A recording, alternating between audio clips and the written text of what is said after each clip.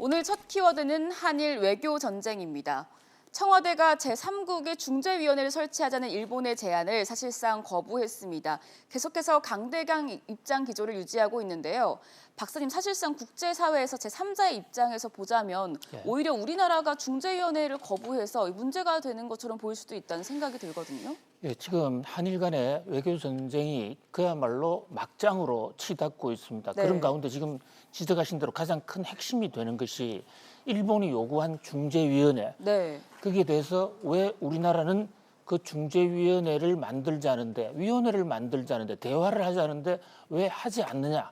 이 대목을 일본이 지금 한국을 비판하면서 국제사회를 향해 정조준을 하고 있거든요. 네. 얼핏 보면 일본의 주장에는 상당히 명분이 있고 한국은 도망만 다니는 것처럼 보일 수도 있어요. 네.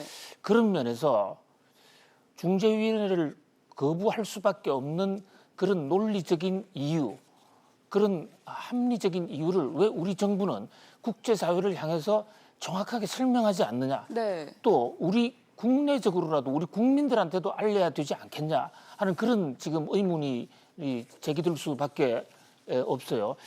자, 지금 중재위원회를 하자는 것은 우리 법원이 미쓰비시라든지 신일철에 대해서 징용자들, 강제징용자들에 대해서 보상을 하라, 배상을 하라라고 판결을 하니까 네. 일본이 이미 우리는 1965년에 줬다. 한일 청구권 협정에서 모든 게 다 해결됐기 때문이다. 그리고 한일 청구권 협정 제3조에는 이견이 있을 때 위원회를 만들어서 중재위원회를 만들게 되어 있다. 그 네. 규정에 따라서 일본이 요청한다. 이렇게 되어 있어요. 얼핏 보면 일본 요구가 맞는 것 같은데 한국 정부 입장은 이렇습니다.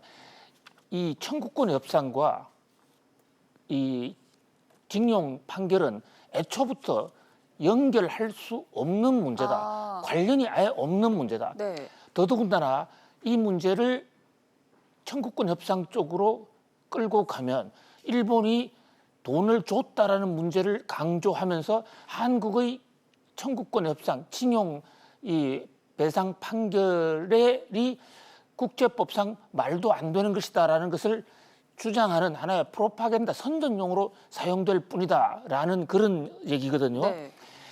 자, 이 대목에서 제3자 국제사회에서는 그 자세한 내용을 시시콜콜하게 다 알 수가 없는 그런 상황입니다. 그런 네. 면에서 우리가 징용위원회를 중재위원회를 거부하는 것도 하나 전략상 필요할 수도 있을 것 같은데 그렇다면 왜 우리는 거부할 수밖에 없는지를 국제사회나 국내 사회를 향해서 국내 국민들을 향해서 충분히 설명하는 그런 외교적 노력이 있어야 될 것으로 보여요. 박사님, 그런데 어제 미국의 스티렐 차관보가 방한을 했습니다. 과연 한일 갈등을 좀 풀어줄 수 있을지 그것도 좀 의문이에요.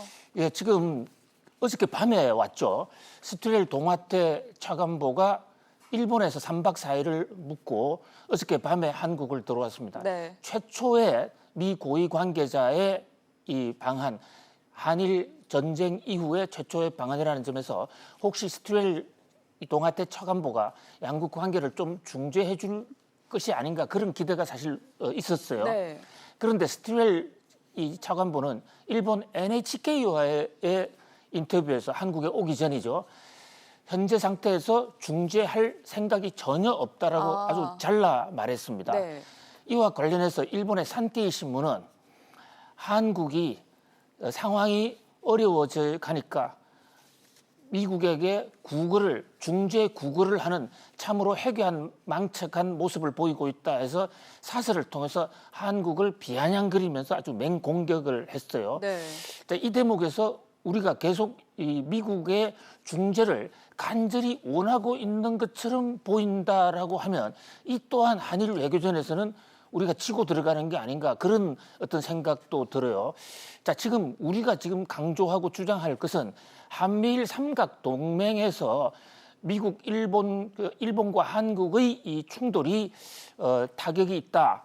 그런 한미일 동맹 연대를 깰 수 있다라는 그 점과 함께 일본의 한국에 대한 공격이 참으로 터무니없고 참 이 국제 질서를 반하는 것이다라는 그 대목을 국제사회를 해서 조목조목 밝혀가는 그런 노력이 매우 중요할 것 같습니다. 사실 일본에서는 문재인 대통령이 일본을 향해서 세 번째 메시지를 날린 이후에 관방장관이 문재인 대통령을 해서 대통령이 한일 간의 문제의 본질도 잘 모르고 엉뚱하게 경제 보복만을 얘기하고 있는 참으로 한심한 접근 방법이다라고 한국 대통령을 정조준하는가 하면 경제산업성 장관은 트위터북을 통해서 우리 대통령을 조롱까지 하고 있습니다. 그런 면에서 볼 때 우리가 일희일비해서 즉각적으로 하나 둘에 그냥 단발마적으로 대응할 필요는 없겠지만은 국제사회를 향해서 또는 국민들을 향해서 문제의 본질이 무언지를 시시콜콜하게라도 좀 알려주는 그런 노력이 있어야 될 것으로 보입니다. 네, 이어서 두 번째 뉴스 키워드도 보도록 하겠습니다.